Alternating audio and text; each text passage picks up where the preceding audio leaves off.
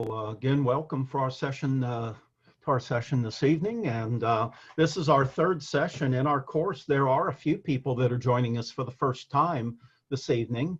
Let me just mention that our first two sessions, last Wednesday and the previous Wednesday, were devoted to a short work that I wrote and we had published in January of this year. And it's entitled C.S. Lewis on Politics, Government, and the Good Society. I had gone through all of C.S. Lewis's writings on political, social, cultural issues, and he wrote considerably more on those issues than a lot of Christians are aware of.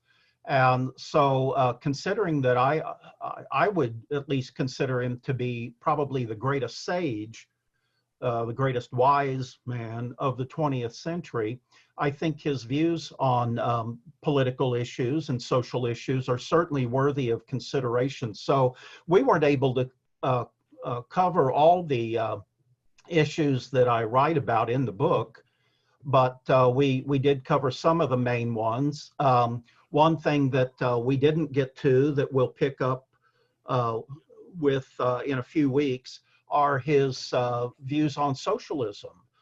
He was very scathing in his denunciation of socialism, and so we'll go into some of those details, as I said, in a few weeks when we cover that chapter in the book American Crisis.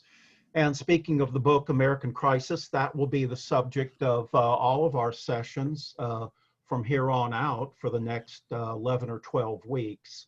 So I would encourage you to get a copy of the book. We have it available at Amazon, both the paperback version, but also the ebook as well.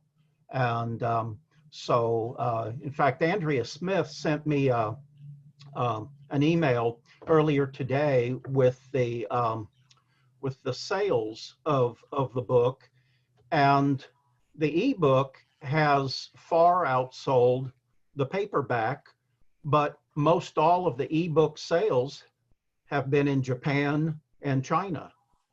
Japan and India, which I found rather curious.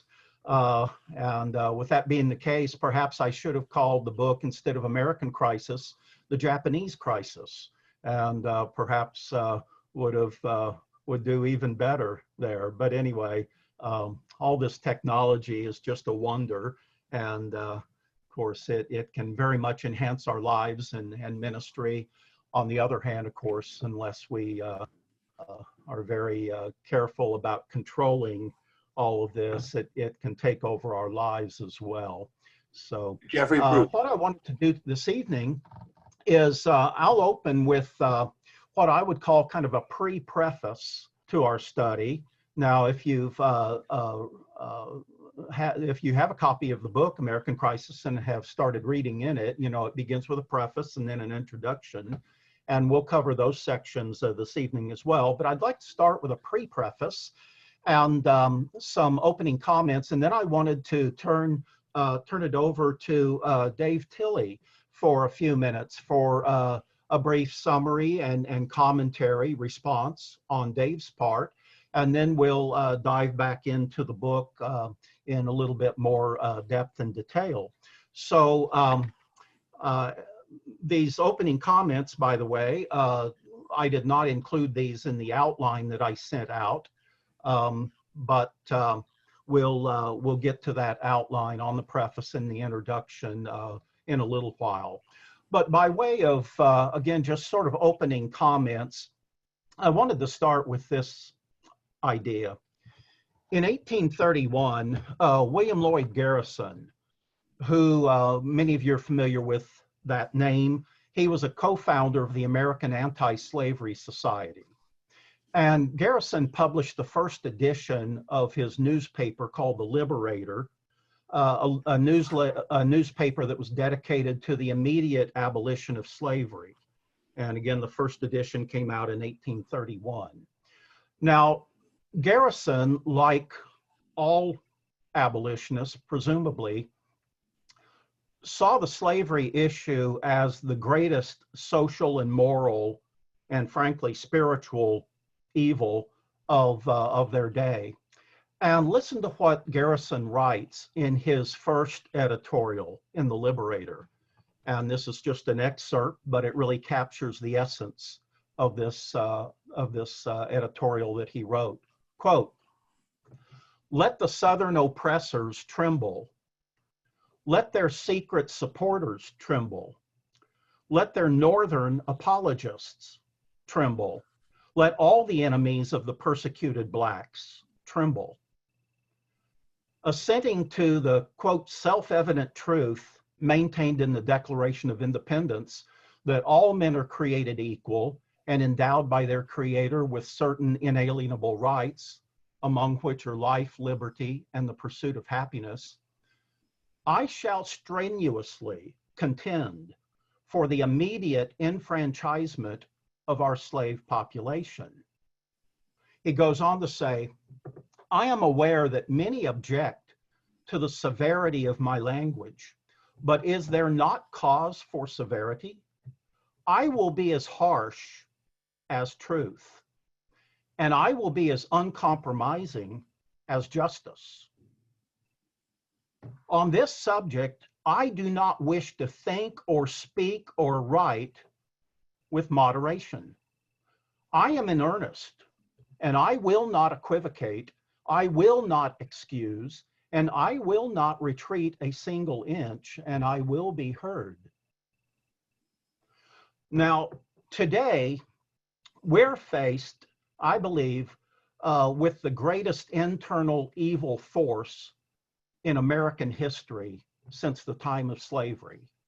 And what we're facing today, in its many disguises, is the ideology of cultural Marxism.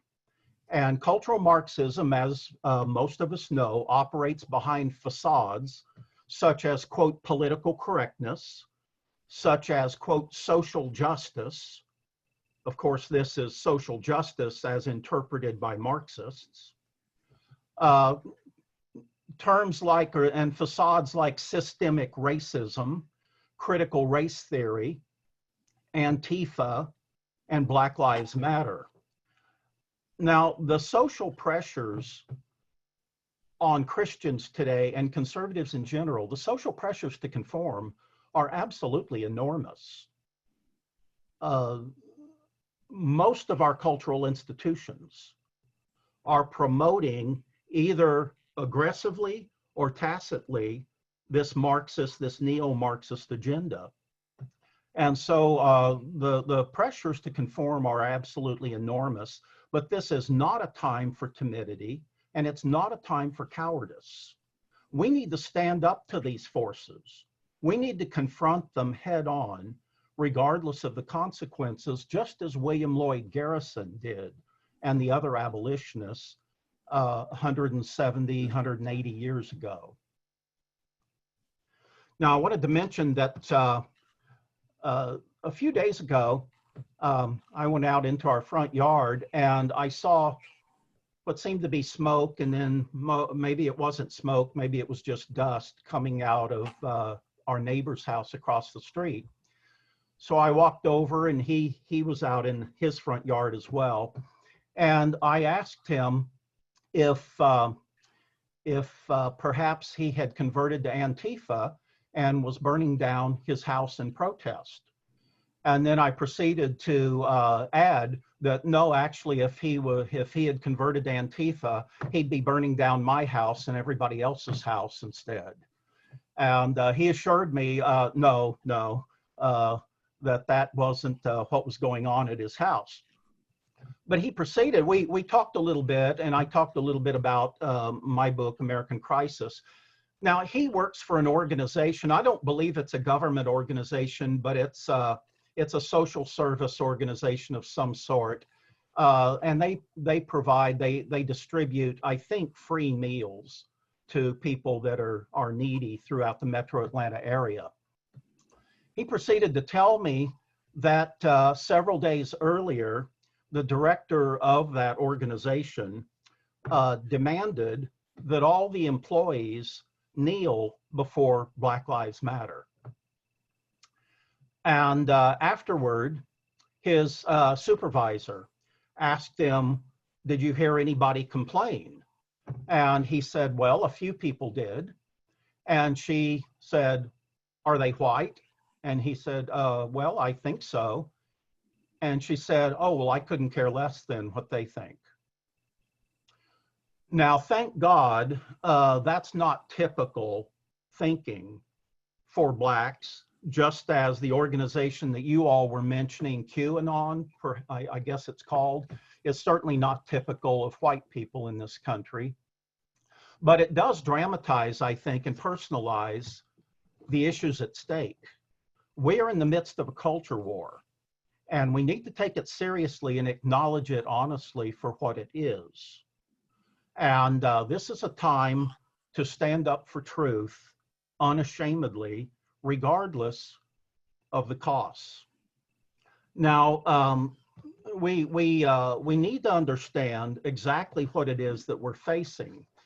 And many of you are familiar with the book, The Benedict Option, written by Rod Dreher a few years ago. And in the Areopagus, we took one summer to go through that book pretty thoroughly. I think we must have spent maybe 8 hours going through it methodically. Now, it's like everything, it's far from being a perfect book. There's no question about that, but there's a lot of merit in the book.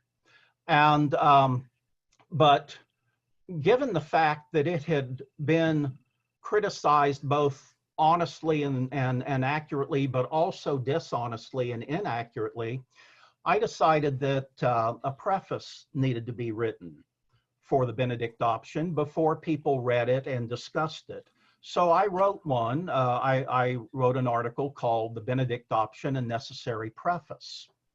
And I'm going to quote here for a few minutes some of the points that I made in that article, starting with, quote, "In the course of reading reviews and listening to comments over the past couple of months regarding Rod Dreher's The Benedict Option, it's occurred to me some kind of preface needs to precede any thoughtful and focused discussion of the book. Now, in particular, there are 3 basic questions that should be addressed in order to clearly understand Dreher's thesis and his seminal arguments. Unless there's a consensus agreement on these issues, any discussion and debate on the relative merits of the book are probably futile." Now, what are those 3 issues?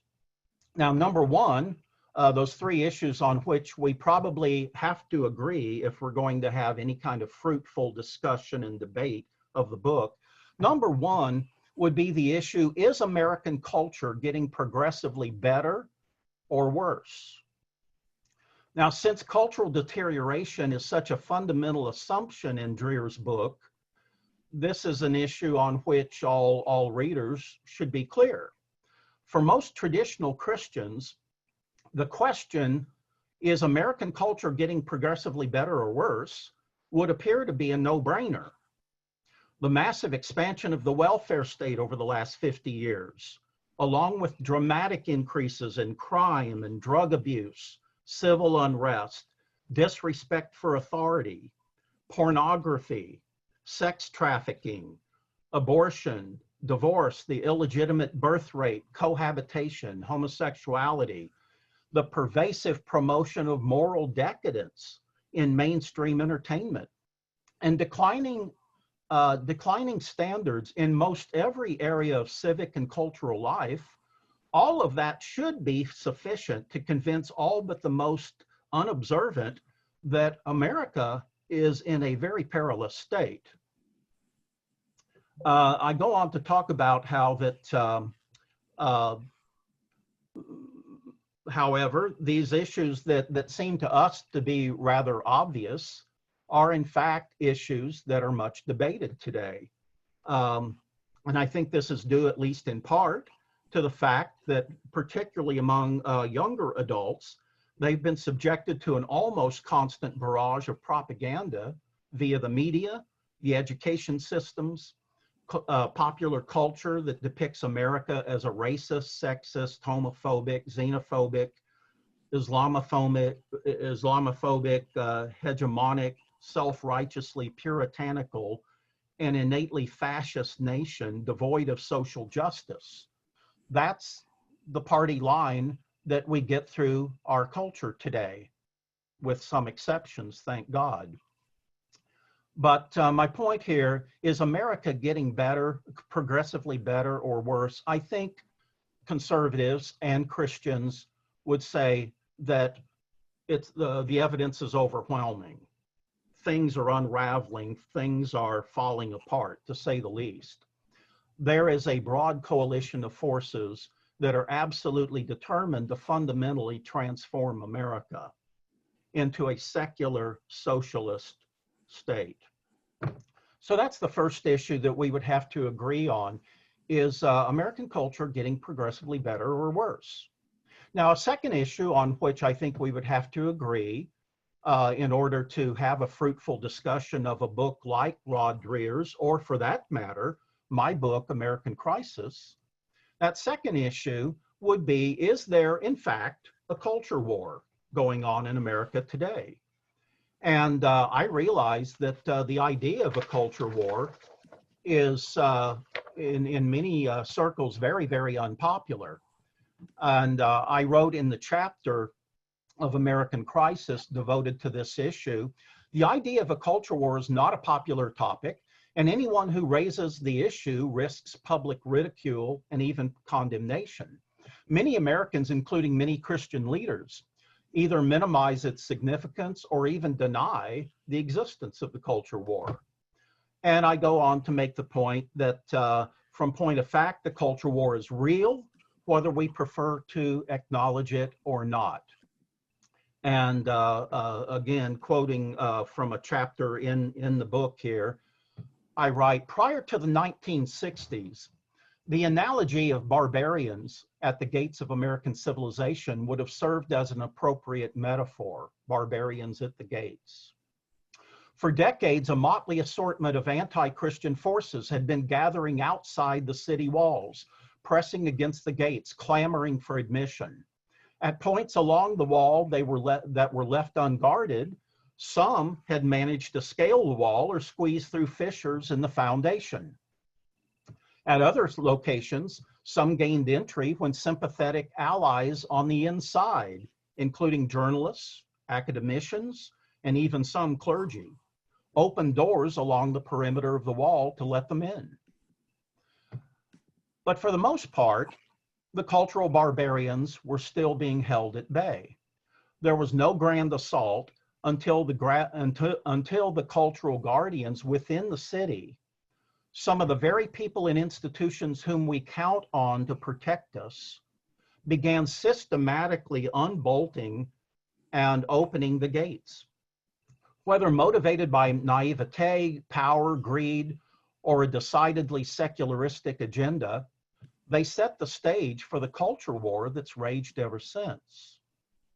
Now, for 50 years, actually more like 60, cultural barbarians have been methodically besieging one citadel after another, ransacking the city and generally wreaking havoc. For a civilization as immense and complex as America, it of course takes a while, even once the barbarians have gained entry. It takes a while for the whole city to finally fall. There are countless skirmishes and continuous house-to-house street fighting, and sometimes the barbarians are temporarily beaten back. But much of the city has already been overrun. And of course, as you know, the pace of this has accelerated tremendously in just the last 8 or 10 years or so.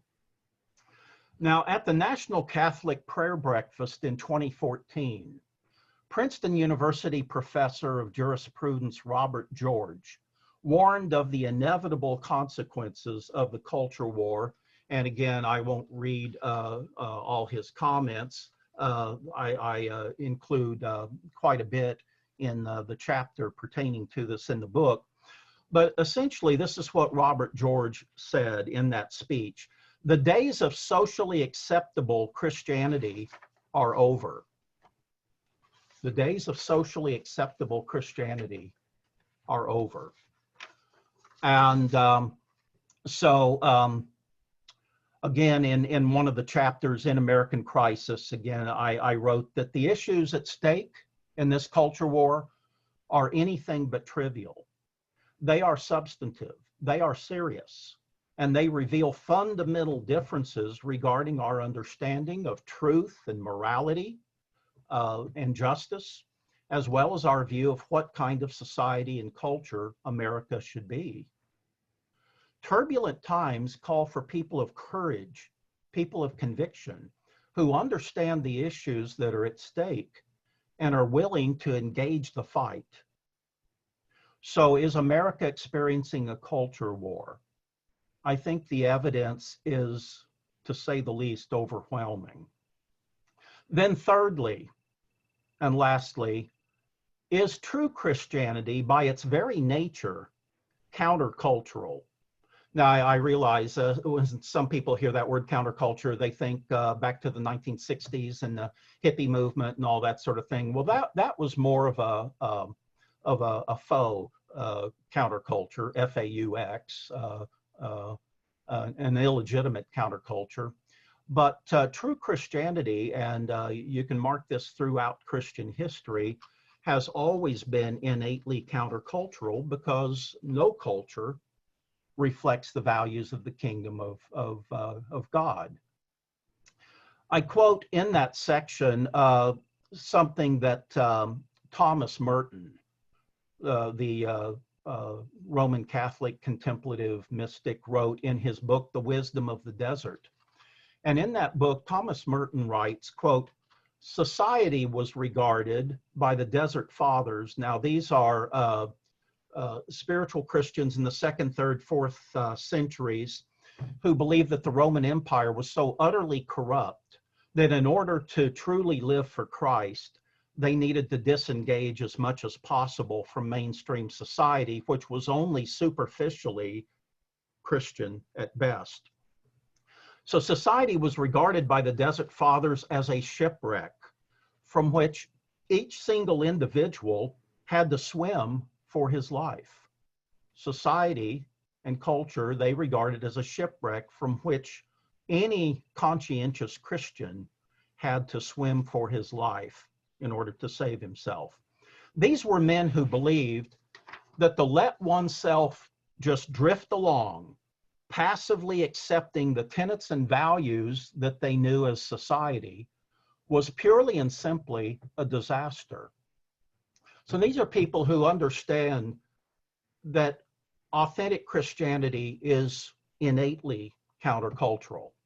And then commenting on that which I just read by Thomas Merton, Henry Nouwen, one of the great progenitors of the contemplative tradition in our lifetime, Henry Nouwen notes in the introduction to his book, The Way of the Heart, that our society is certainly no better than that society in which the Desert Fathers lived, and which Thomas Merton wrote about.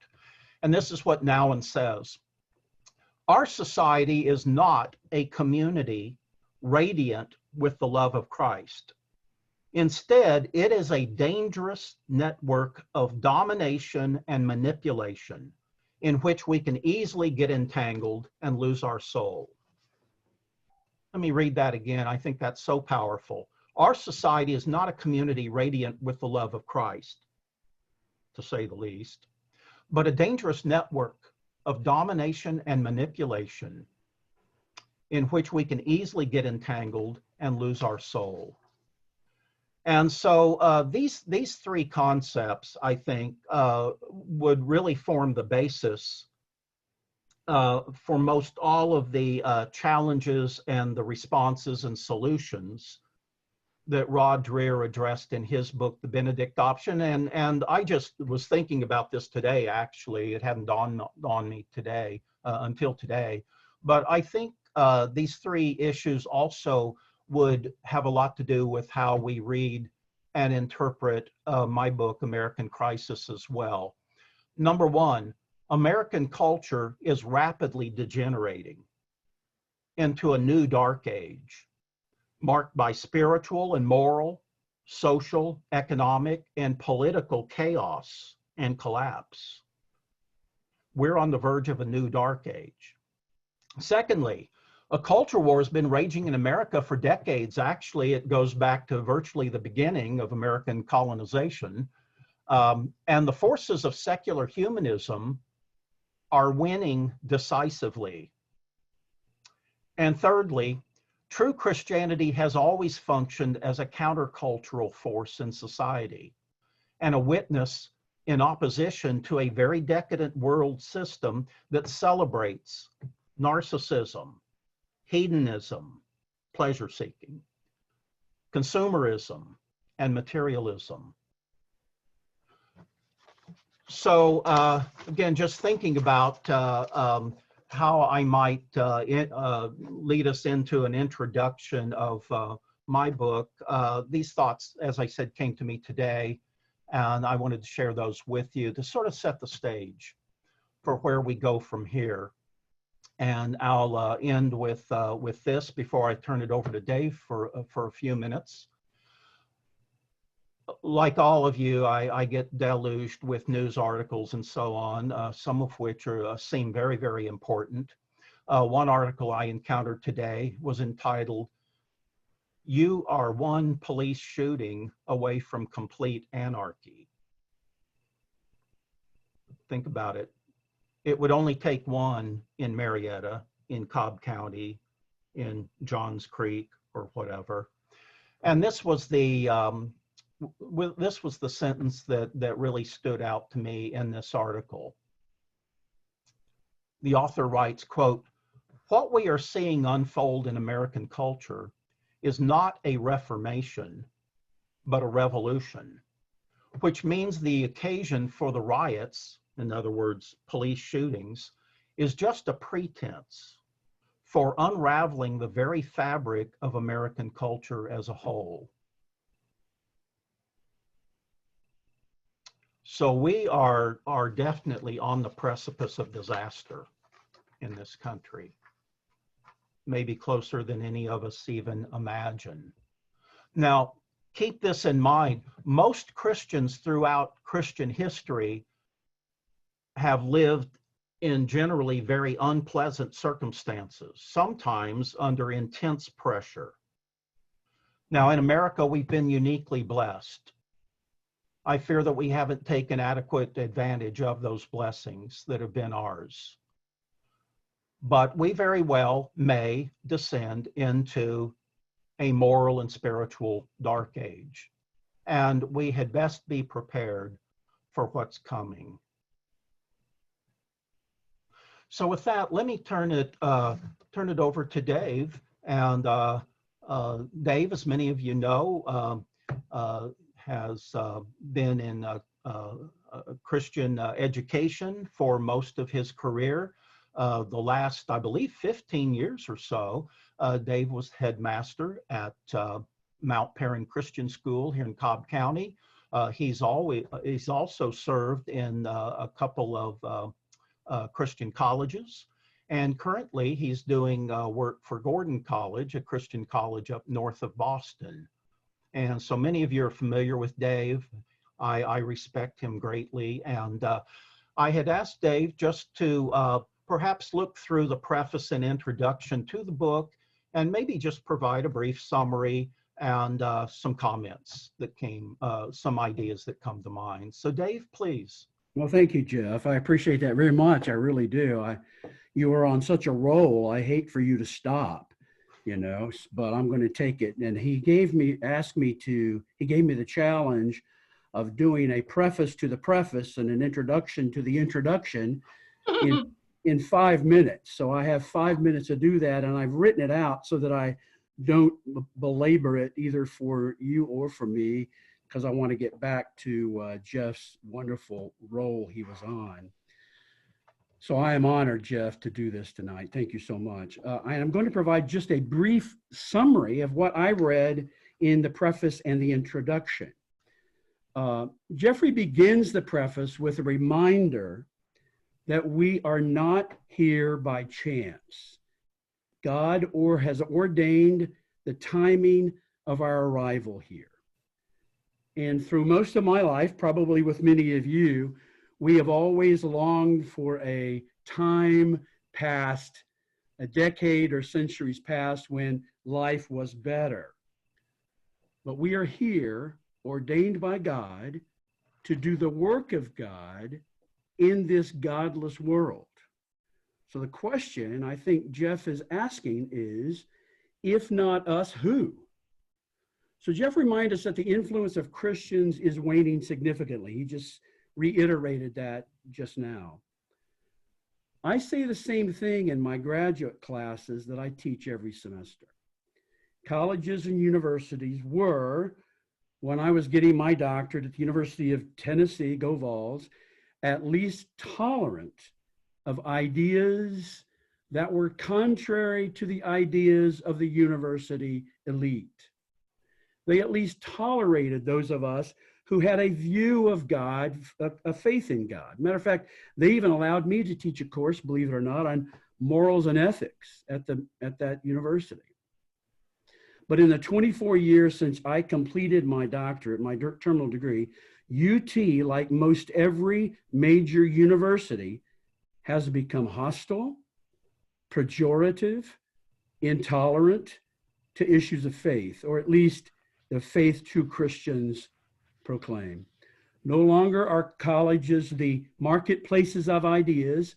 All ideas are welcomed there, except, unfortunately, those of Orthodox Christianity. Jeff proposes what is needed in a new, what he calls a new Christian consciousness.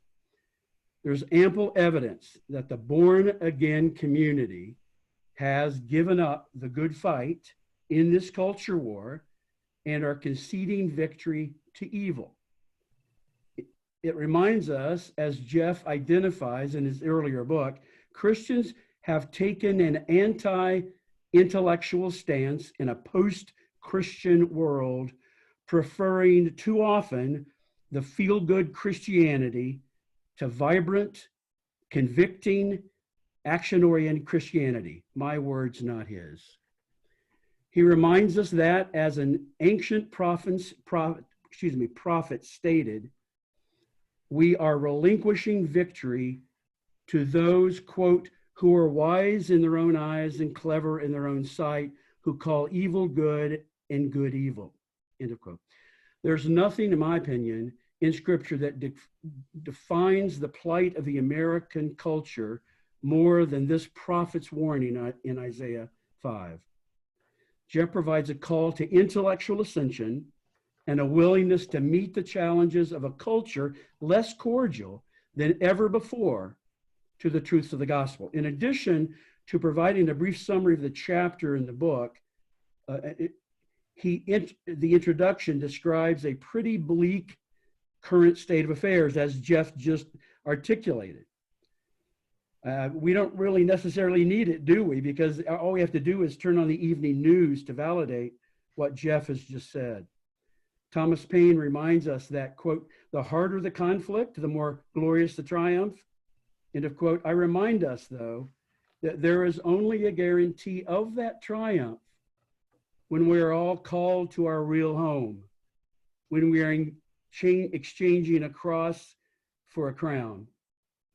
Jeff reminds us also that what most people do not realize, classical liberalism is more akin to modern conservatism than modern leftist ideology. I challenge you to try that line on many of your liberal friends whose highest form of intellectual pursuit is listening to Rachel Maddow on the evening news. God has called us to be peacemakers. There is no question about it. Blessed are the peacemakers, he says. He declared in his most quoted sermon. But he references not the peace of the world, but the peace that only a personal relationship with God can offer. We do, as Jeff proclaims, assume it is more Christ-like to function as a peacemaker than a culture warrior. I agree with the assertion. My commentary would only add that Jesus knew that peace will only come when men humble themselves to his will. Peace is not measured by lack of conflict with the world. Jesus, in fact, teaches us to be societal contrarians and not people who go along to get along. I want to add a caution, Jeff. It is true, as you affirm, that Paine's prediction that not a place upon earth might be happy as America. I want to remind my conservative friends that the country has lived with a basic inability or unwillingness of our founding fathers to deal with many issues present even then. So while the rights of hundreds of millions of Americans have been secured, there have been millions of Americans that has not been true for 245 years. As beautiful and unique and transformative a document as it is, it left for future generations the issues of women's suffrage, slavery, for example, to truly affirm that all men are created equal. I think we're still not through in that battle. I do believe that part of the success of the radical left can be laid, if I may say so, humbly and as a part of it, at the feet of cultural conservatives. Dare I say Christian conservatives. The increases in anti-biblical radical left ideology are the result of our apathy, our inaction, our shelter-seeking, intellectual inactivity, lack of biblical and historical recognitions, and a bit of coercive Christianity imposed without passion or compassion or spirit-led wisdom and intellect. Caution should reign when we attempt to validate our political positions by biblical principles that are not so easily aligned, i.e. gun control, taxes, climate change, you have it. That minimizes the gospel of Jesus.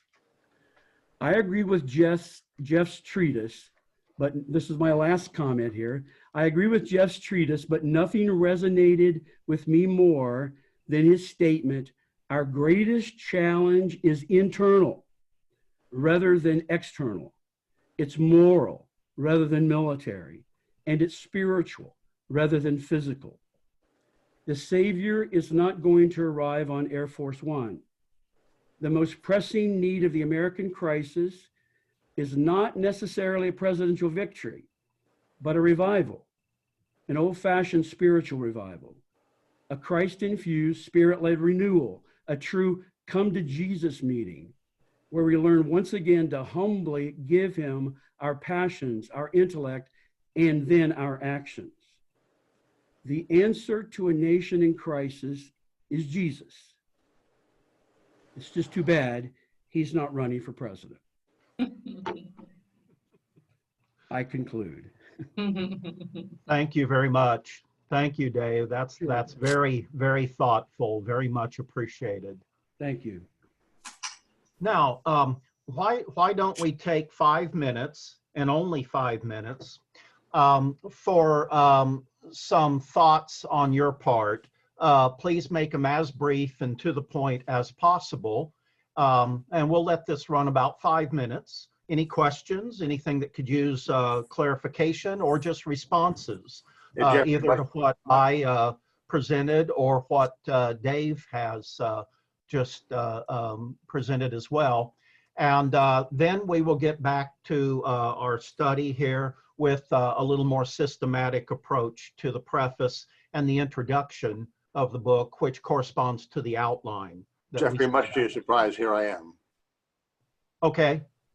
Yeah, Bruce. I'll make this as short as I possibly can. Okay. What happened to the idea that the victory is won?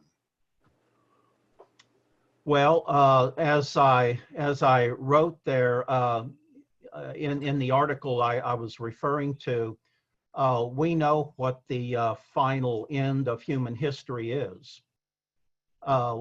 It's very clearly laid out in Revelation 20 to 22.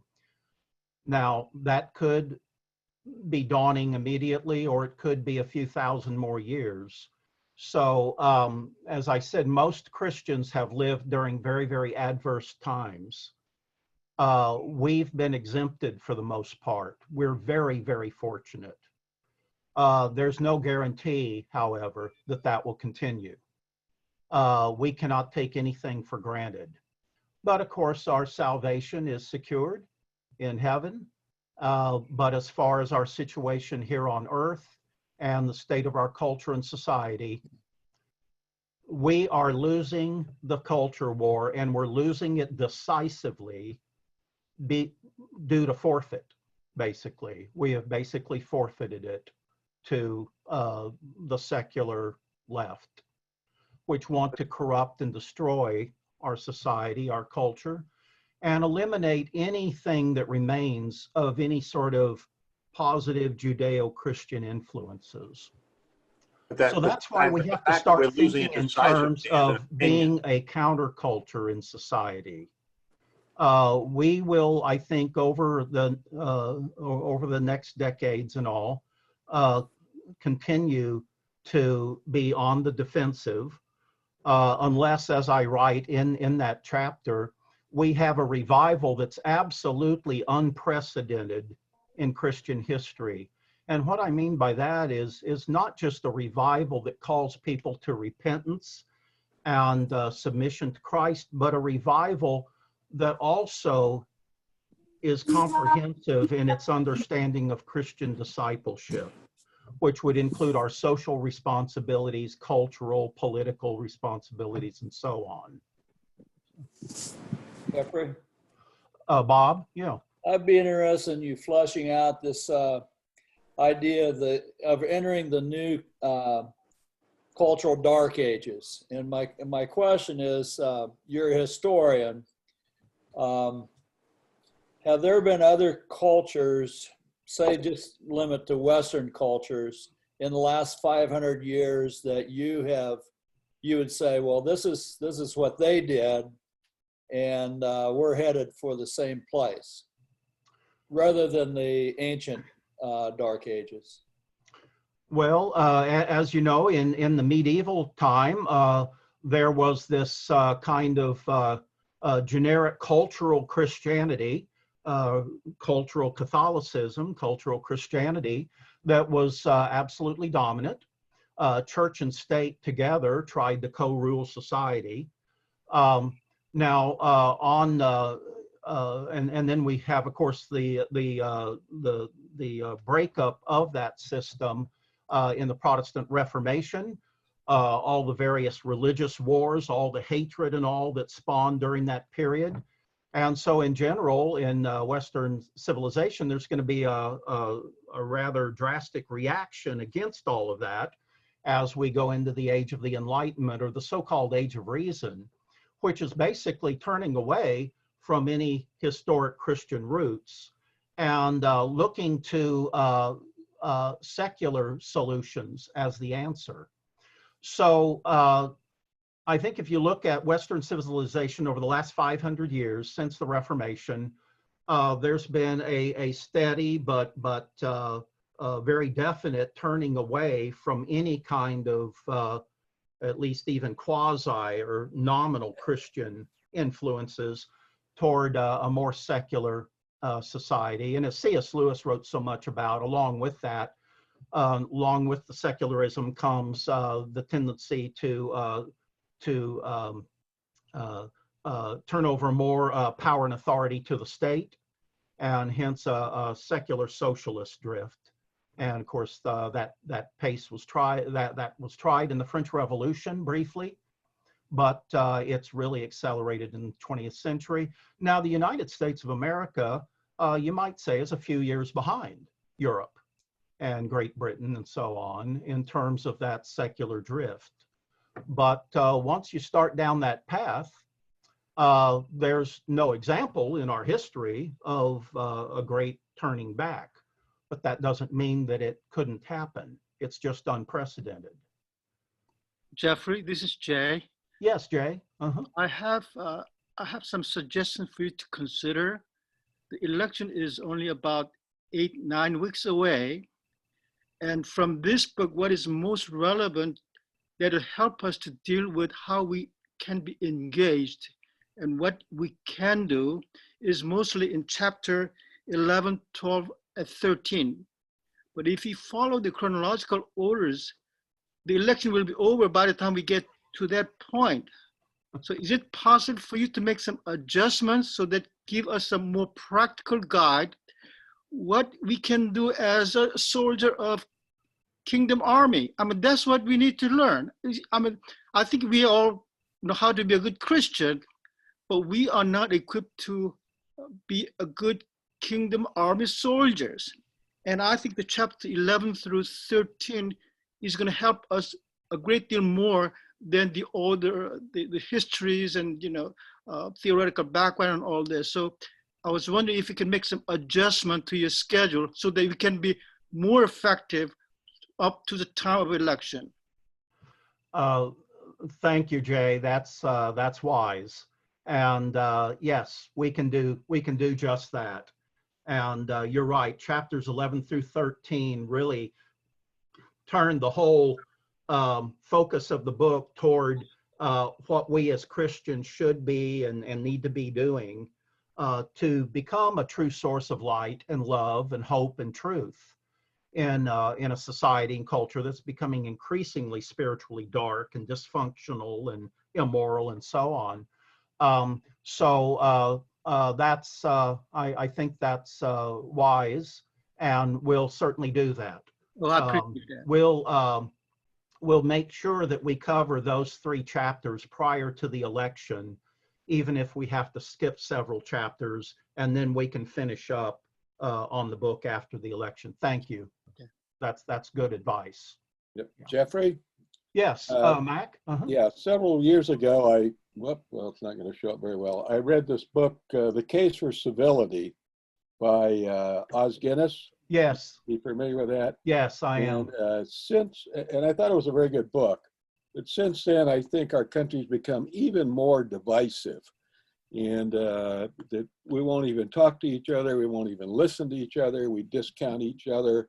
And when we talk about being in a war and fighting and warriors, that sounds even more divisive. So as we go along in this class, and I haven't read all your book, but I think a key thing is how can we be winsome warriors, if you will?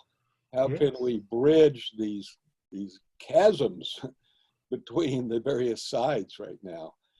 Because it's hard to wage war when you can't even talk to people. They won't even listen to you. They cancel you. Yes. Yeah, very good observation and question, Mac. And we do need to wage war in keeping with the spirit of the gospel, don't we? Yes. And that is speaking the truth in love. Yep. Understanding that what's at stake here are great spiritual forces. It's not our opposition are not human beings as much as it is great spiritual forces and toxic beliefs and ideas and practices that are being advocated. So we need to be resolute in standing for truth, but we need to wage this war according to the weapons of the Spirit, and certainly not degrade ourselves or diminish the gospel by engaging in the same tactics that the secular world does. Yes, thank you. I just want to put an idea out there about Mary? something Okay. expedient. When people are saying, what can we do now? After reading your book, the most expedient thing that I could do was get a hold of the Constitution as Solution by the John Birch Society, because in 6 lectures, it defines what a republic is and how we can save it. There are, we have right now, these 14 states who don't even want us to have an electoral college. Well, And, there's some there are excellent resources out there, and we'll try to draw in some of the wisest counsel from those that are calling us to effective direct action. Yes. Well, let's go back to the book here. And in the time we have remaining, which is about 35 minutes, we'll do a little bit more systematic overview of the preface and the introduction. And some of this, I'll be repeating some of the observations, of course, that Dave made earlier. But I think a modicum of repetition can be effective oftentimes. So if you're following along there on in the outline I sent out, let's take a look, and we begin with that famous account of Paul at the Areopagus in Athens, and where he's being challenged as to why he's preaching this very strange and novel religion. And so he stands up and gives a very, very eloquent account of the reasons why he believes that Jesus Christ was divine and the savior of humanity. And of course, sort of the climax of this presentation, as we read it in Acts, are the verses: "The God who made this world and everything in it is the Lord of heaven and earth." There's not a plurality of gods. There's only one God. And this God gives to all people life and breath and everything else. And from one man, he made every nation of men that they should inhabit the whole earth. And he determined the times set for them and the exact places where they would live. And Dave commented on this a little while ago. And if we consider the implications, they're phenomenal. It's also very, very sobering, the implications. We are living right here in America right now at this time in history for a particular purpose. And so I think it really behooves us to look around and see what are the great issues of our time, what are the great spiritual battles of our day, and are we properly engaged in these? So that's a very, very convicting passage of Scripture. Now I go from there to talk about the purpose of this book, talk about how we're living in a very critical time in American history. I use this quote by the Presbyterian theologian R.C. Sproul. I think I use this quote 3 times in the book because it is so pertinent and so powerful. When Sproul writes in his book, Life Views, rather, "I doubt if there has been a period in all of Christian history when so many Christians are so ineffectual in terms of shaping the culture in which they live, as is true right now in the United States." Well, that's a pretty damning indictment. It's also true, I think. So I go on from there to talk in terms of perhaps the formation of what I call a new Christian consciousness, which would be a holistic perspective on Christian discipleship. And I quote briefly from the historian Mark Knowles' book back in 1994, The Scandal of the Evangelical Mind, where he writes, and I believe if I remember correctly, this is the first sentence in his book: "The scandal of the evangelical mind is that there's not much of an evangelical mind." And of course, he's not saying that Christians are not very bright. What he's saying is that we have not emphasized and developed a holistic, comprehensive Christian worldview. Christians have not been taught, as he puts it, to think within a specifically Christian framework across the entire spectrum of modern learning. How should Christians look at philosophy? How should we look at history? What should be our philosophy of history? Literature, economics, political science, the social sciences, the physical sciences, and not to be neglected, the arts. And so that's basically Knowles' point, is that Christianity is certainly primarily and essentially a personal relationship with God, a spiritual relationship with God through faith in Jesus Christ and a commitment to live accordingly.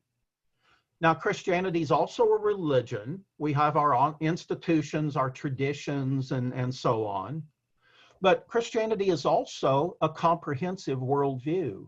And I think that's the element that oftentimes is missing in our understanding of our faith in its fullest dimensions. It is a comprehensive worldview. So to think Christianly or to think biblically, there should definitely be political implications to that, social implications, cultural, and so on.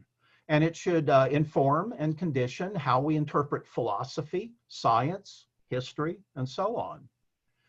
Now, this quote by J. Budiashevsky, this comes on page Roman numeral 3 in the book. And J. Budiashevsky is a Christian philosopher at the University of Texas. And describing the unique situation in which we're living today, Budiashevsky writes that we are passing through an eerie phase of history. You don't encounter that word eerie very often, but it's very, very appropriate when you think of what he's trying to convey here. We are passing through an eerie, a weird, strange phase of history in which the moral truths that everyone really knows are treated as if they're unheard of doctrines. A time in which the elements of common decency are themselves attacked as being indecent. And he goes on to say, and again, this is so sobering, nothing quite like this has ever happened before. Well, not in American history, it hasn't. Now, in world history, that's a totally another matter. But in American history, what we're living through today has never happened before. And he says, although our civilization has passed through quite a few troughs of immorality, never has vice held the high moral ground. Our time, our age, our culture considers it dirty-minded, for instance, to treat sexual purity as a virtue. In fact, they not only find it to be dirty-minded, they find it to be comical whenever we espouse biblical standards of sexual morality. And a sign of impious pride to profess humble faith in God. The moral law has become the very emblem of immorality, he writes. And so these certainly are different, uncertain and unique times. And we find ourselves really for the first time in American history in which, to borrow a phrase from Karl Marx, Marx wrote about the commanding heights of the economy that dictated all of life in his theory. Well, the commanding heights of American culture are dominated today by the secular left and have been for decades, frankly. These are they who are wise in their own eyes and clever in their own sight, who call evil good and good evil. And again, all we have to do is turn on the news and we'll get plenty of examples of those who call evil good and good evil. And so when you think about the commanding heights of our culture, what areas of our culture exert the most influence? Well, the media, of course, the legal profession, political life, certainly academia and the education systems, certainly the entertainment industry, popular culture, and so on, and also American religious life, our churches and denominations. Now, every one of those areas is dominated by the secular left, with the major exception being much of our religious life. But even that is being rapidly corrupted by the values of the secular left. And we have so many church leaders who are marching in lockstep with all of this left-wing secular propaganda that we're being inundated with today, either out of ignorance or because they don't have the courage to stand up and oppose this. So the core question is essentially this: will Christians meet the challenges of our day, or will we meekly submit and go with the flow? Will we see our role in society as that of a legitimate spiritual counterculture, or are we just going to drift along with the tide? And you know where it's heading. Okay. It's godless, and it'll take us further and further away from God's purpose for us being right here, right now. So that's basically the highlights or the main points there of the preface. Now let's take a look at the introduction, after which we'll again kind of open things up for questions, comments, and so on. And that'll take us through the rest of our session this evening. Now, in the introduction, I talk about how we're living in a period of intense chaos, perhaps the worst in all of American history. We have political chaos going on. So many of our politicians, erratic, unpredictable, and providing very, very poor leadership. Character and personalities do matter. Now, what matters most, of course, are issues, policies, and programs. But character and personality also are significant factors. And we have many, many high-profile poor examples when it comes to character and personality.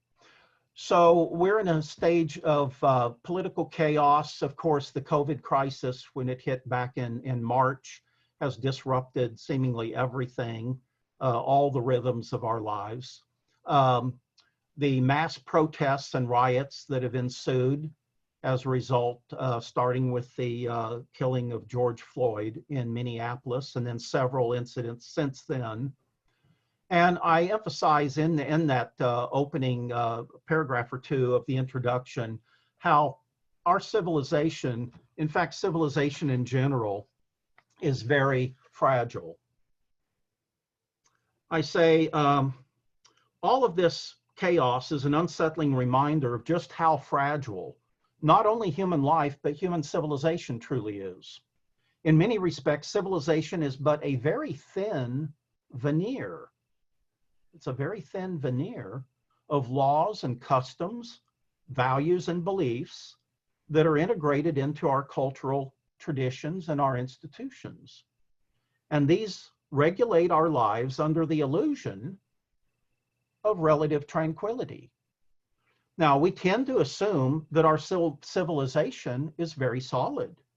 Well, in fact, it's really not solid. It's brittle.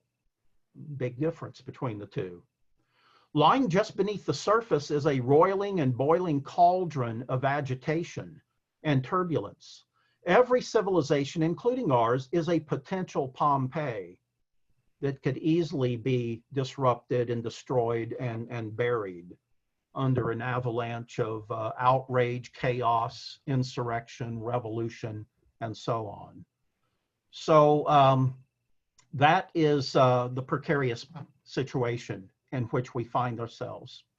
Now, I got the title for this book, American Crisis, of course, from a very famous work that was published back around the time of the American Revolution, written by Thomas Paine.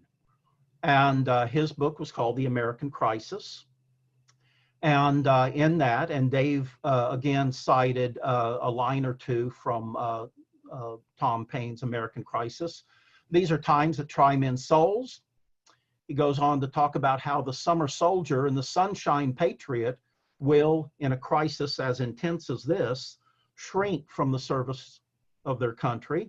But those who stand by it now deserve the love and thanks of man and woman. There are many who see not the full extent of the evil which threatens them. And tyranny, like hell, he writes, is not easily conquered, yet we have this consolation with us that the harder the conflict, the more glorious the triumph.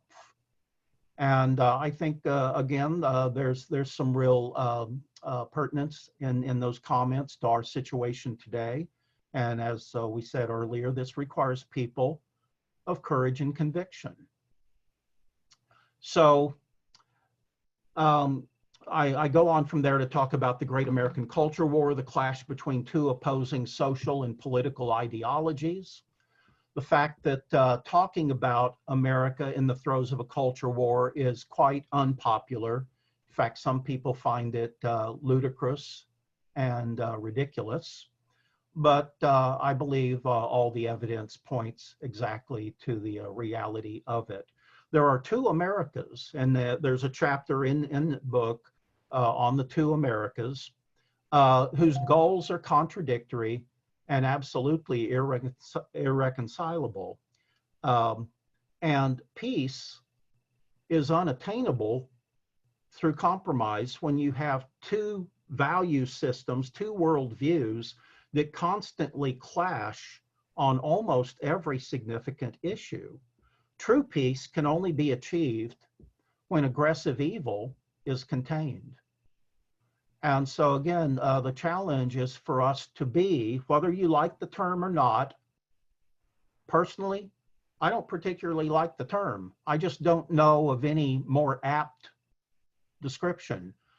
And that is, we are called to be warriors for Christ and wage our war according to, again, the principles of Scripture, not returning hate for hate and lies for lies and insults for insults, but nonetheless confronting and doing battle with the evils that we have to contend with today.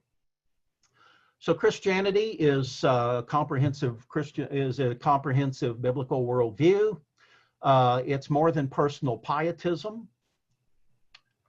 Francis Schaeffer, of course, in many of his works back in the 1970s and 80s, really emphasized this point that Christianity is more than merely personal piety. Christianity is a comprehensive worldview. True Christian discipleship is holistic. And many Christians are uncomfortable, again, with the idea of a culture war. However, a culture war exists, whether we prefer to acknowledge it or not. And, you know, when all is said and done, the issue is not, are we optimistic or are we pessimistic? The issue is, are we realistic? Okay. Now, ultimately, we know that our salvation is secured in Christ. And as I said a while ago, ultimately, we know how all of human history will eventually end. And we win, you know. The gospel of Jesus Christ triumphs victoriously. But we may not be living in those last days. We may, or we may not. All through Christian history, there have been those who believed that they were for certain living in the last days. Well, they were all wrong. We might be.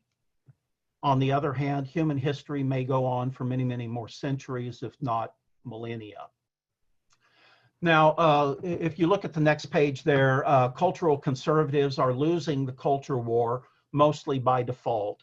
Again, if you look at those who control our culture, it's the executives in corporate America, it's those in the media, it's those who teach in law schools, it's the majority, presumably, of our legal profession. It's those who are most actively in control of our education system, popular culture, and the entertainment industries, and so on. And there's an incredible lack of Christian presence, or even just generic conservative presence, in all of those key cultural industries. Now, when that continues on decade after decade, obviously you're going to lose the culture war, okay? Because those are the cultural influencers. And the consequences are a culture that's rapidly decaying. Culture war is not an illusion. Those who refuse to acknowledge it are either spiritually and morally blind, or they're apathetic, or they're too timid to engage it. The issues at stake are not trivial because they involve our understanding of truth and what's right and wrong and justice, and our vision for what kind of a society and culture America should be. If we truly love our neighbor as we're called to do, then how could we fulfill that command by Jesus if you're so uninvolved, so apathetic, so indifferent to the kind of laws that people have to live under, or if you're indifferent toward the kind of political system and so on that influences and sometimes even controls their life. So again, if we look at discipleship in a holistic sense, then it really calls us to a comprehensive understanding of our responsibilities and a comprehensive understanding of Christian discipleship. So turbulent times call for people of courage and conviction who understand the issues at stake and are willing to engage the fight, because underlying this culture war is a great spiritual struggle. And we understand that politics and culture, well, that's mostly the surface level manifestations of the spiritual warfare that's going on behind the scenes. Now, as I said, these two worldviews that are constantly clashing today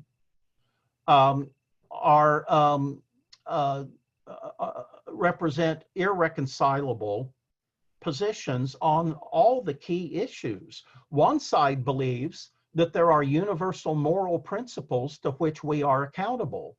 The other side prefers to believe that everything is relative and subjective. Everything is a matter of personal choice. But of course, nobody really lives their life on that basis, do they? Even people who claim to be moral relativists will take a strong, definitive stand on certain issues. So at very best, they're being very, very inconsistent in claiming to be moral relativists. But what we do have is a clash of values and a clash of principles at stake here. Francis Schaeffer, in A Christian Manifesto, wrote that we are at war and there are no neutral parties in this struggle. And Christians who try to duck and cover and not be engaged or whatever in these great issues of our day are basically conceding the culture war to the very worst people in our society. Dennis Prager puts it this way: America will be united, he writes, only when one of these worldviews prevails over the other. And again, we understand that we can't compromise with evil. So we have to be actively engaged in all of this. Cultural liberals are committed to fundamentally transforming America. They understand precisely, I think, what's at stake here. And that's why they are so actively involved in this culture war.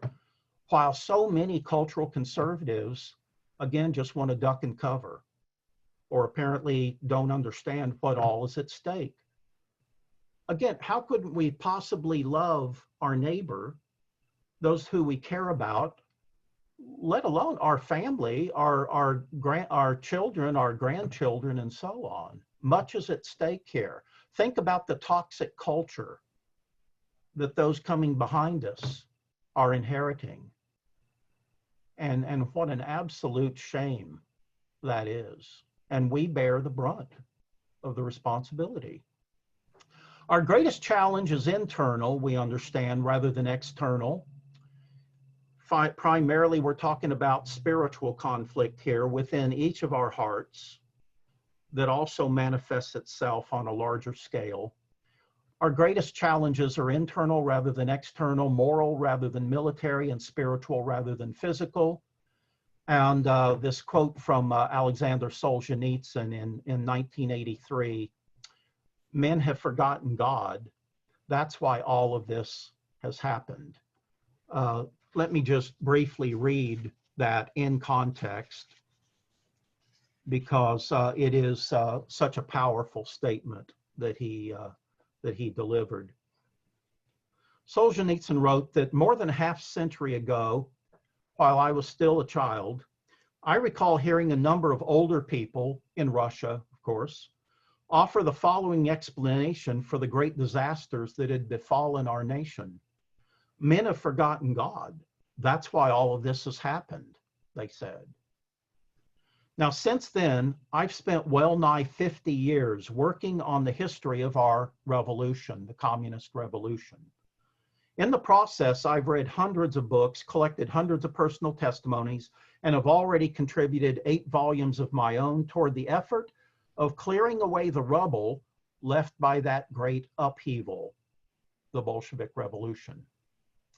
But if I were asked today to formulate as concisely as possible the main cause of that horrible, ruinous revolution that swallowed up some 60 million of our people, an estimated 60 million were murdered by Lenin, Stalin, and their henchmen, far more than Hitler ever murdered, by the way. If I were to ask to formulate as concisely as possible the main cause of that ruinous revolution that swallowed up some 60 million of our people, I could not put it more accurately than to repeat, quote, "Men have forgotten God. That's why all of this has happened." And again, what a again sober reminder and quite an indictment of what we have allowed to happen in this country of ours, which, unlike Russia, the United States, as we all know, was a very, very unique nation in all of human history. There had never been anything like it. G.K. Chesterton once wrote that America was the only nation in human history founded upon a creed. And that creed is that statement in the Declaration of Independence that Thomas Jefferson wrote, that famous sentence that all men are created equal, endowed by their creator with certain inalienable rights, which are life, liberty, and the pursuit of happiness. No nation had ever been founded on principles like that before. So America is a unique nation. Russia never was a unique nation in human history. It was just another imperial monarchy, just like most of the rest of the nations throughout human history. So with that, we look at an overview of this book, and I won't go through that systematically, but you might note there in your outline, the purpose of the book is to reveal and to analyze the great spiritual, moral, and cultural challenges that face us today as conscientious Christians. So what are the great spiritual, moral, and cultural challenges that we're facing today? Secondly, to explore the historical and the philosophical origins of America's culture war. Where did this, when did this first begin to germinate? And what are the consequences of this culture war that we're engaged in? Philosophically and historically, where did it come from? And I devote 2 chapters to that and go into it in quite a bit of depth. Thirdly, to expose the serious consequences of the erosion of Christian influences in our society. Now, as we know, nature abhors a vacuum, and when Christians disengage or when Christian influences diminish, something is going to fill the vacuum. And we see very well what that has been over the last several decades. And then lastly, and this is a point that I think Jay might have been alluding to in terms of the last 3 chapters of the book, to challenge Christians to become better informed and actively engaged in the great issues of our time so that we can, in fact, fulfill our great calling in Christ to be a source of light and love and hope and truth in the midst of a society and culture that's rapidly disintegrating and a society that's descending into spiritual darkness. So with that, I'll stop and we can open it up for the rest of our time. Comments, questions, again, if we can make them as brief as possible in order to get in as many as possible. And I know that by the clock, we've only got about 7 more minutes, but we can continue on for those of you who'd like to stay on for 10 or 15 minutes even after that. So please, any thoughts that have come to your mind, anything that you'd like to express? And The floor is open. Jeffrey, this is Wanda. Yes, I Wanda. think it's our Christian duty to vote, and we need to impress upon our neighbors and our friends to get out and vote. Yes. Now, I'm not going to spout religion. I mean, I'm not going to spout politics, whether you're Republican, Democrat. That's not the point. The point is that we should vote because it's just, God said it in the Bible, we should do it. Well, certainly living in a free society, we have that responsibility to vote wisely. Exactly. And Wisely is a good to way. vote for policies and programs that are Exactly. wise. Now, oftentimes, it comes down to two politicians running against each other, and neither one of whom you may admire as a person. That's just a concession to the realities of humanity. But there's always a difference. And this time, there is a stark contrast between the Yes. policies, the programs, the issues that these two represent. I agree.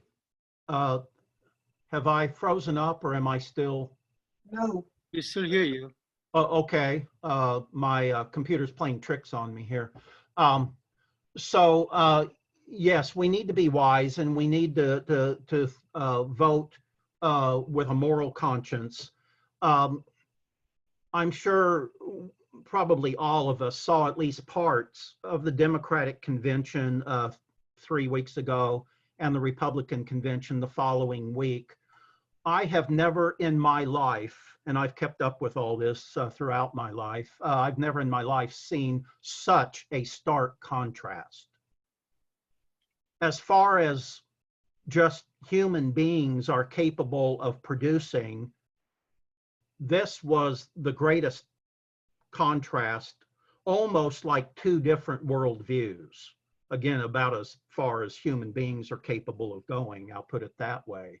So these candidates, and this is true pretty much all the way down the line, Republican, Democratic candidates, I mean, generally speaking, and sometimes definitively, they represent starkly contrasting visions for America and starkly contrasting value systems.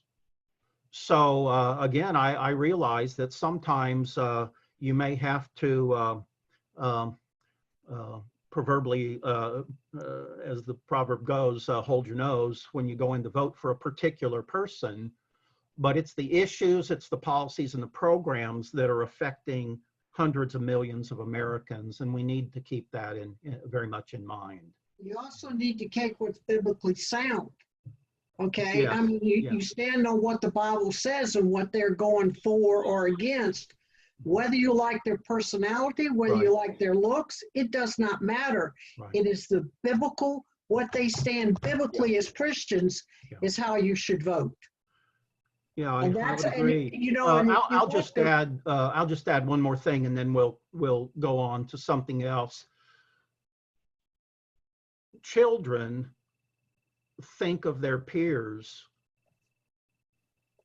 in a very immature way because children do not have well-developed values and belief systems. That's part of being a child. And so listen to how children describe people they like or don't like.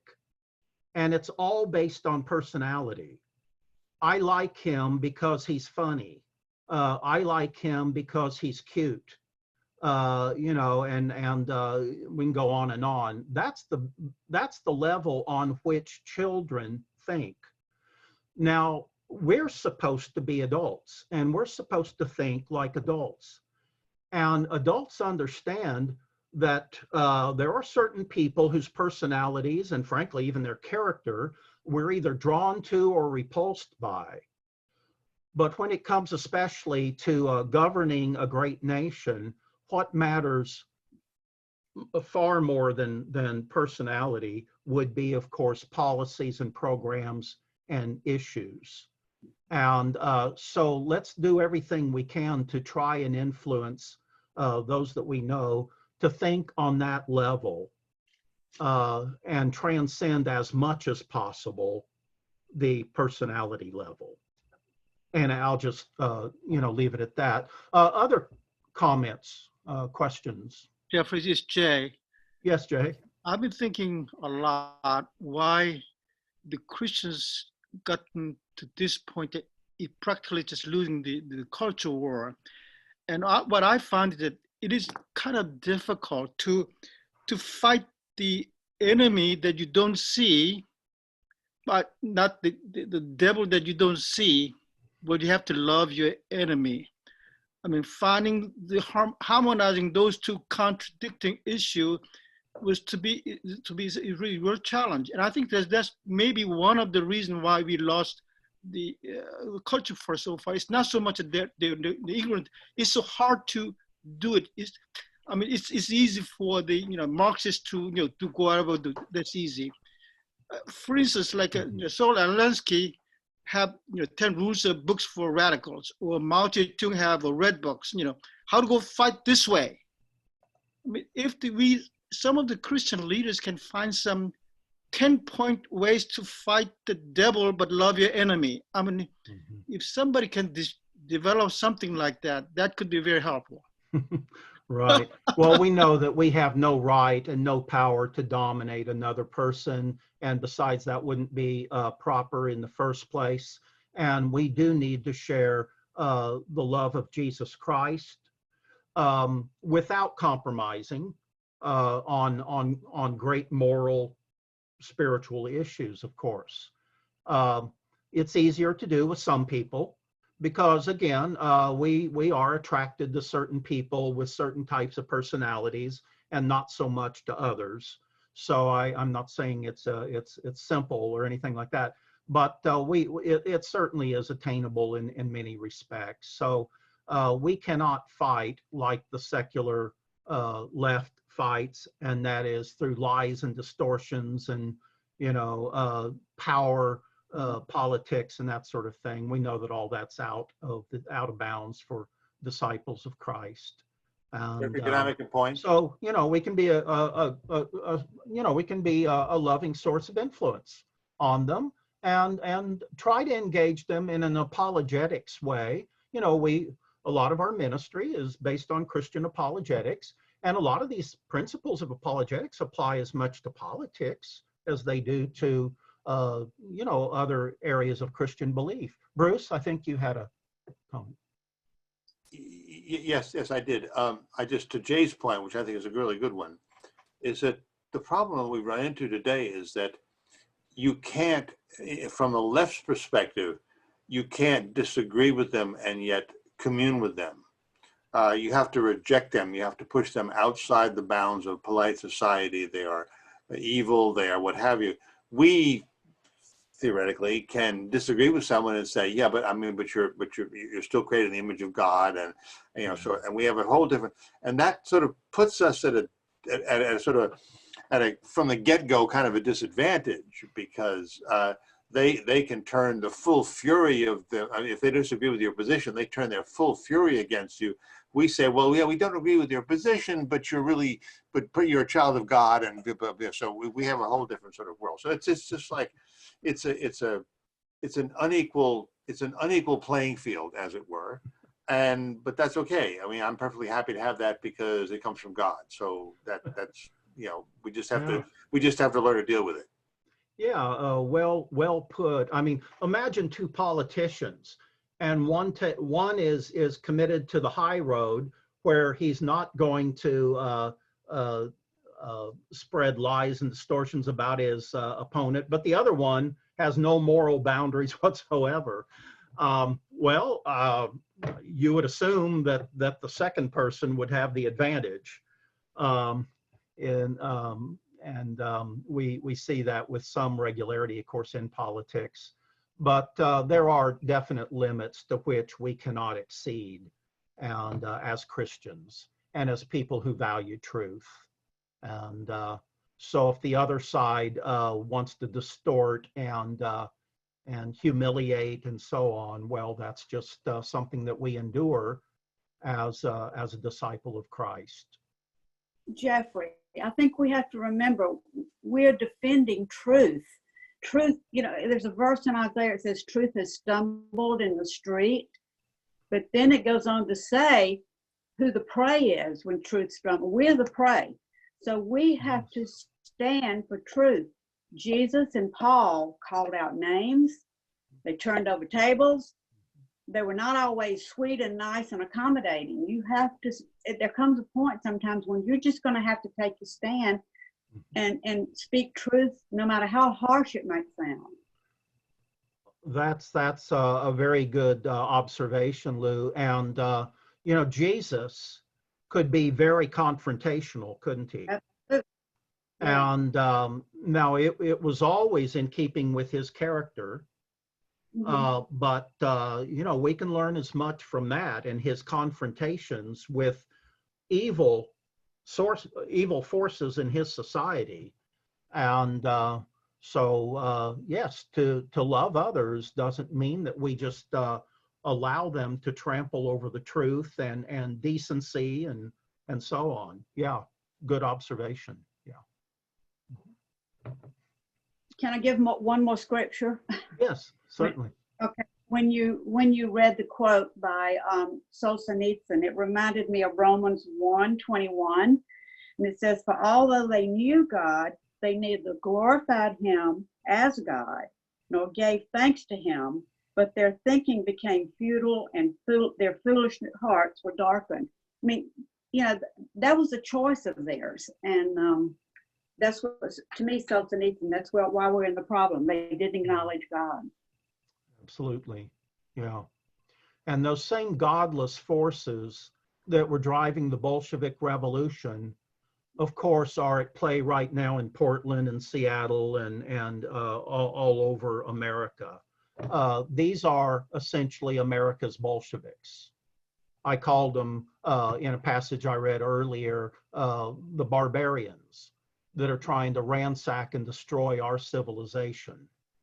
Well, that's in Russia. That was the Bolshevik, the most radical, the most violent, the most extreme of all the Russian political parties of the day. Jeffrey, Yes. you know, it's you know, I mean, Pam and I have studied a lot of Chinese history and stuff, and at the turn of the emperors were supposedly to have the mandate of heaven, and when they lost the mandate of heaven, it was really revolutionary to have a new dynasty come in. And they used to have something called rectification of names.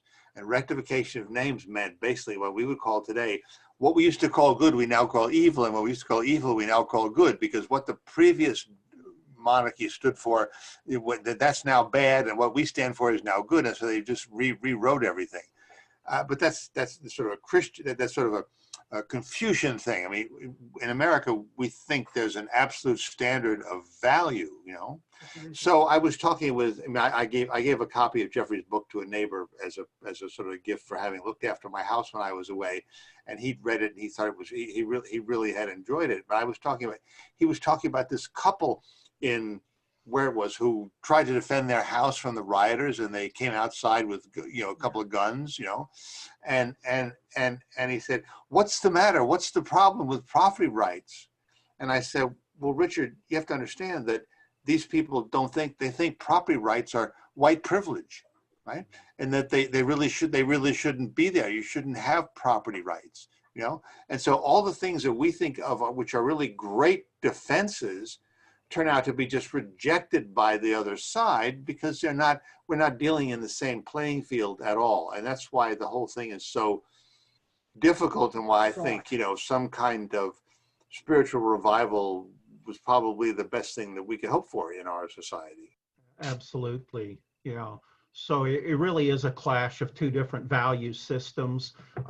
For the secular left, morality is just man-made. It doesn't matter. All that matters is that you gain power, and that you gain power by any means necessary: lies, threats, coercion, whatever. there's no moral standards. Yeah. Jeffrey, Yes. one of the things that we were talking about the Bolsheviks, one of the things they did very early that kind of astounds us that they could take over Russia so rapidly is they took over the means of communication in that vast country. They took over the telegraph and the trains. And I think what we see starting now is the media ways that we have of communicating is being shut down to conservatives and Christians, and so that we can't get our word out then. Yeah. And by the way, when the Bolsheviks seized control of Russia, the estimates are that those who supported the Bolshevik Party were less than 2%. That's right. Of the Russian people. So it doesn't take anywhere near a majority, to say the least. It just takes committed revolutions who are literally hell-bent on seizing power by any means necessary. And again, when you look at the chaos that's going on in our cities and so on, that's a tiny percent of Americans who are out there wreaking havoc, but that doesn't mean that they should be taken any less seriously. Let's see. I see a question or a comment that came in from Dan Siegel. And Dan, are you audible? By the way, I appreciated Dan so much. Dan has an enormous grasp of a lot of this material in this book because for most of his life, he's immersed himself in a lot of this literature, and he's one of the most knowledgeable people I know when it comes to cultural Marxism and so on. And I really appreciated his contributions, as well as Andrea Smith, who did an excellent job in terms of formatting the book with all the photos and everything. There's some intricate formatting in the book, and Andrea did an excellent job as well. But Dan, I believe you had a comment or question. Oh, hi. Yeah, I was just, hi, everybody. Yeah, I was just, we were discussing via chat aspects of the Bolsheviks and aspects of whether we should, we're supposed to be harmless as doves and wise as serpents. And Rhonda, I believe, was saying, what about righteous anger? And I was agreeing with her. Yes, we should only be harmless to the left agenda and program. We shouldn't, but we should be harmless. We should not be personally injurious. We're like the rioters are. So as human beings, we are to be helpful and try to help our neighbor, including help them see the way to heaven, and see their way. And maybe if we are studied in these things, helpful to help them see their way out of their conundrums.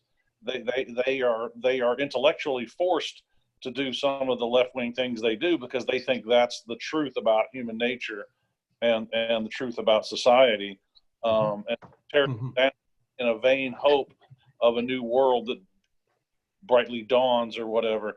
But Right. Well, thank you for all your kind words, Jeffrey. It looks like I have to buy you another new car since the last said all these nights.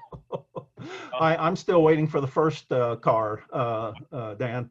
But I appreciate your comments. And Dolly and I were at the Marietta Square a couple of months ago when that Juneteenth celebration was going on.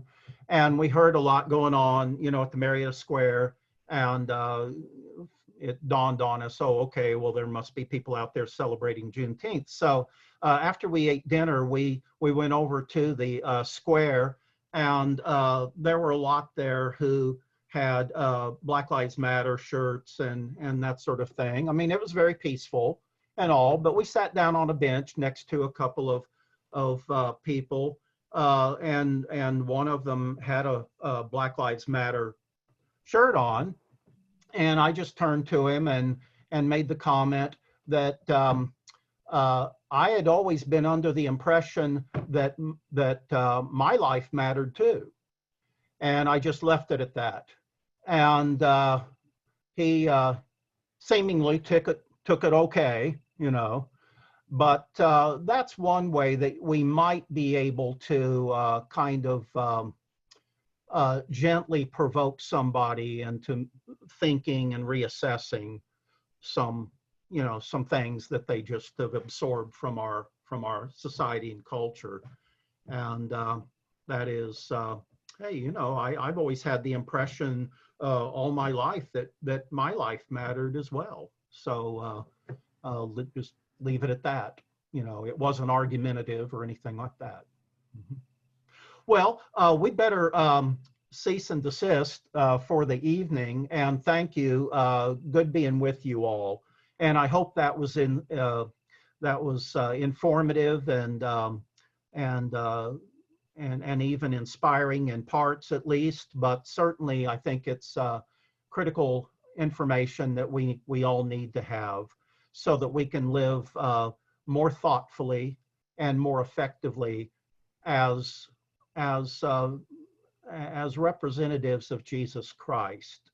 And I appreciate very much Dave's contributions and the rest of you that have entered into the conversation as well. And so next week, we'll go into chapters 1 and 2 of the book. Chapter 1 deals with the very beginnings of the culture war in America. It didn't happen in the 60s. It didn't even start up in the 1920s, but rather it goes back to the earliest stages of American colonization. So I think you'll find it to be a very interesting short history of the origins of the culture war in America. And then chapter 2 is one of the most important chapters in the book, and that is the importance of understanding the concept of natural moral law as a foundation for decency and civility in a society. So I hope you can be reading along and join into the discussion as we continue our study next Wednesday night. So blessings on the rest of your week. I hope it's productive and enjoyable. And if you have any particular thoughts on our session this evening, feel free to send me an email. And so with that, let's check out for now and reconvene next Wednesday at 7 o'clock. Thank you. Yeah, thank you.